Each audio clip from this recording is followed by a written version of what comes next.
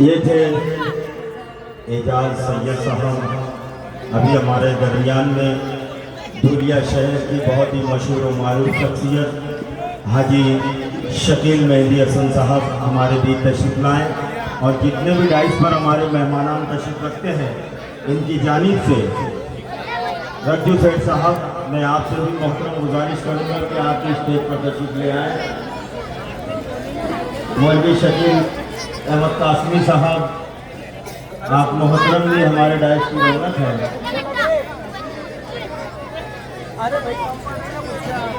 सरदारी जिसको विरसे में मिली है वो नाम ऐसा है जो मौलवीगंज ही नहीं बल्कि पूरे धुलिया ही नहीं बल्कि पूरे महाराष्ट्र में गूंजता है। उस सरदारी निज़ाम नहीं चलाते लेकिन सरदार उनको लक़ब मिला है, विरसे में मिला है। तो ऐसी शख्सियतों को मैं इस्तेक़बाल करवाना चाहूँगा बहुत जल्द, लेकिन एक शेर नया बिल्कुल पहुँचाना चाहता हूँ, मौलवीगंज की समातों के दरीचे पर रखना चाहता हूँ और एतराफ़ के इलाकों से जितने भी लोग आए हैं अगर सच्चा और अच्छा हो तो चौथी लाइन पर पुरजोर तारीफ कर देना तालियां बजाकर कि फिरका पर। और ये आमदार साहब के हवाले से अनूप अग्रवाल को तोहफा देते हैं, है ना, देना है ना। सोहेल कादरी साहब हमारे दरमियान तशरीफ ला रहे हैं, हम उनका भी खैर मकदम करते हैं। आ रहे हैं क्या? आमदार साहब भी हमारे दरमियान तशरीफ ला रहे हैं। मैं आप लोगों से गुजारिश करूंगा कि आप मुख्तार बिल्डर साहब, मजलिस इत्तेहादुल मुस्लिमीन के शहर अध्यक्ष अली जनाब मुख्तार बिल्डर साहब और हमारे दरमियान में निसार अहमद पठान साहब, मैं आप मोहतरम से भी गुजारिश करूंगा। ये दिक्कत और ये परेशानियां होती है, प्रोग्राम करना कोई आसान नहीं होता है। सुने सुने, शेर सुनने के लिए तैयार है सब? फिरका परस्त लोगों से इस वास्ते जंग है क्योंकि हमारा रहनुमा यारों तक। जोरदार तालियां बजाएं। सोहेल कादरी साहब, सलीम पाशा साहब, नसीरुद्दीन साहब, शहबाज शाह साहब हमारे दरमियान तशरीफ ला चुके हैं, हमारे डाइस की रौनक। अब आइए शेर सुने के फिरका परस्त लोगों से इस वास्ते जंग है क्योंकि हमारा रहनुमा यारो दबंग है। फिरका परस्त लोगों से इस वास्ते जंग है क्योंकि हमारा रहनुमा यारो दबंग है और जिसने बिछाया जाल तरक्की का शहर में उसका निशान दोस्तों उल्टी पतंग है। इस वक्त में सरदारी जिसको विरासत में मिली है, आज उस शख्सियत को बुलाना चाहता हूं। आपके इलाके में, आपकी बस्ती में रहने वाला वो नाम कोई और नहीं बल्कि हमारी आंखों का तारा, जिसको हम सऊद सरदार कहते हैं। जोरदार तालियों में इस्तकबाल करें अली जनाब सऊद सरदार साहब, माइक पर तशरीफ लाएं।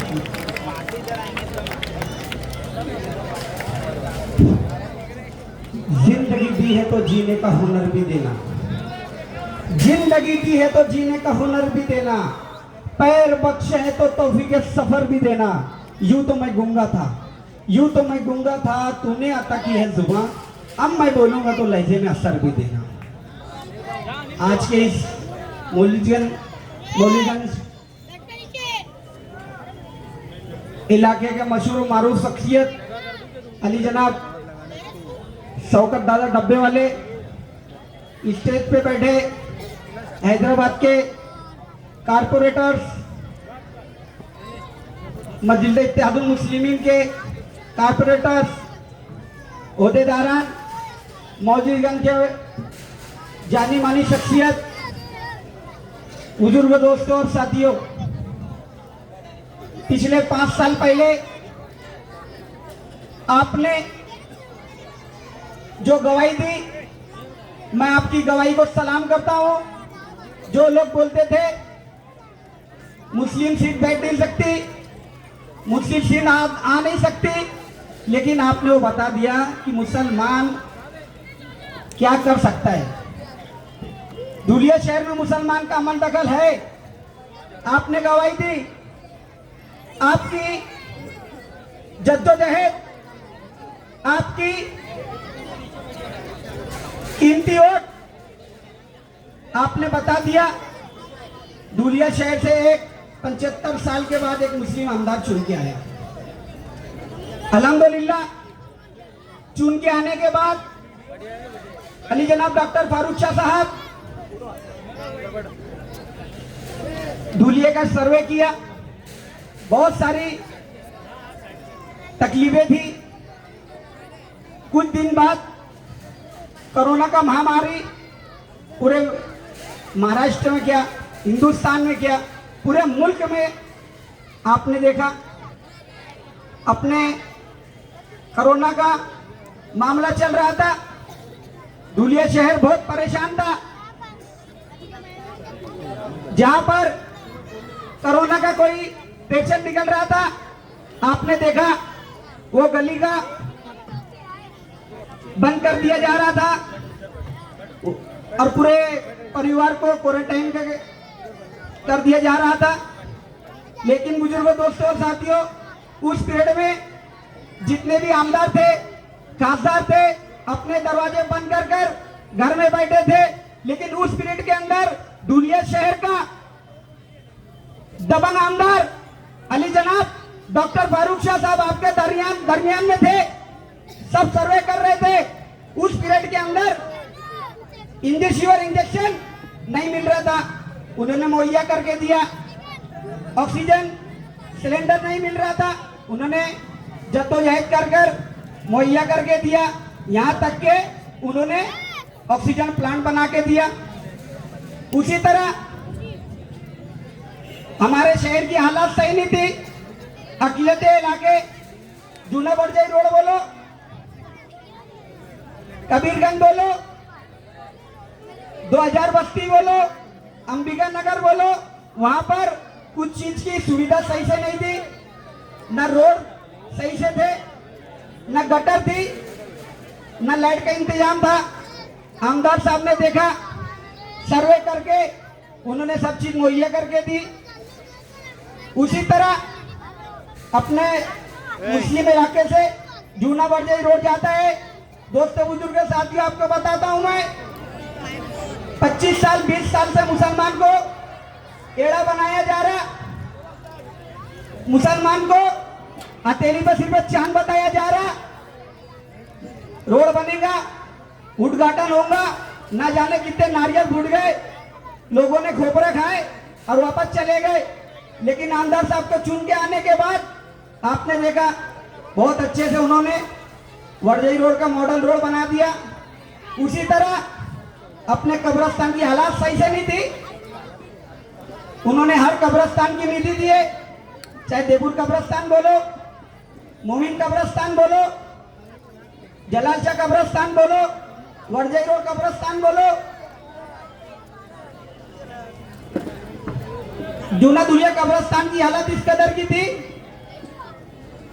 नाली का पानी कब्रों में आता था। आजू बाजू के लोग कचरा लाकर कब्रिस्तान में फेंकते थे। बस जानवर, कुत्ते वगैरह कब्रों की बेहुरमती करते थे और कुछ शराबी बैठकर कब्रिस्तान के अंदर शराब पीते थे। कौन समझा इस सब बातों को? न जाने कितने आमदार आए, कोई पुरसाने हाल हुआ मुसलमानों का नहीं।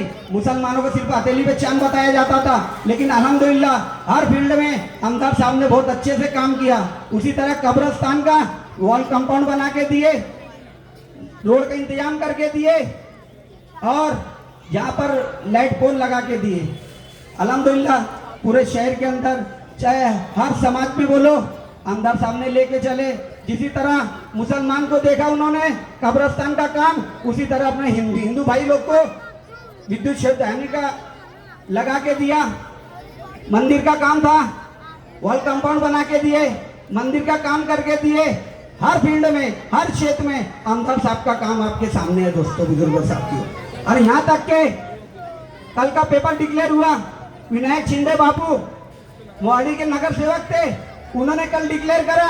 मैं आपको बहुत खुशी हो रही है बताते हुए, उन्होंने डिक्लेयर किया दोस्तों, बुजुर्ग, साथियों, अमीन अन्ना गोटे 15 साल के अंदर इतने काम नहीं किया जितने आमदार फारूक शाह ने सिर्फ 3 साल के अंदर बता दिए करके डिक्लेयर किया उन्होंने। दोस्तों, उन्होंने बता दिया कि मुस्लिम आमदार होते हुए सारे धर्म को लेके चल रहे, आपके सामने है।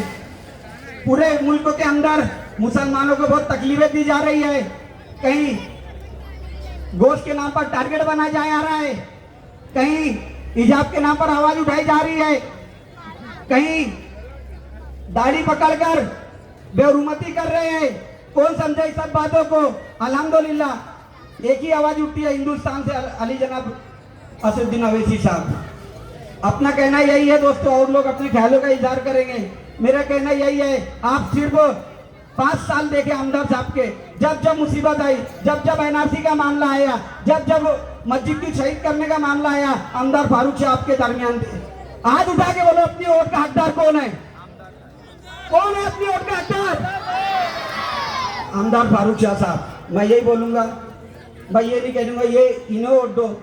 आप अपने दिल से पूछिए, आप अपने जमीर से पूछिए, कौन सा शख्स है, कौन सा उम्मीदवार है हमारे मसले मसाइल में खड़े होगा, हमारी बातों को लब्बैक कहेगा। आपके दिल से सिर्फ और सिर्फ एक ही आवाज आएगी दोस्तों, डॉक्टर फारूक शाह साहब। उनको कीमती वोट देकर मियाँ बनाई, इतना बोल के दो अल्फाज में खत्म करता हूँ। अस्सलाम वालेकुम। अभी अभी हमारे दरमियान में शहर धोलिया की कद्दावर शख्सियत आली जनाब फिरोज लाला साहब तशरीफ लाए हैं और तिरंगा चौक की मशहूर मारूफ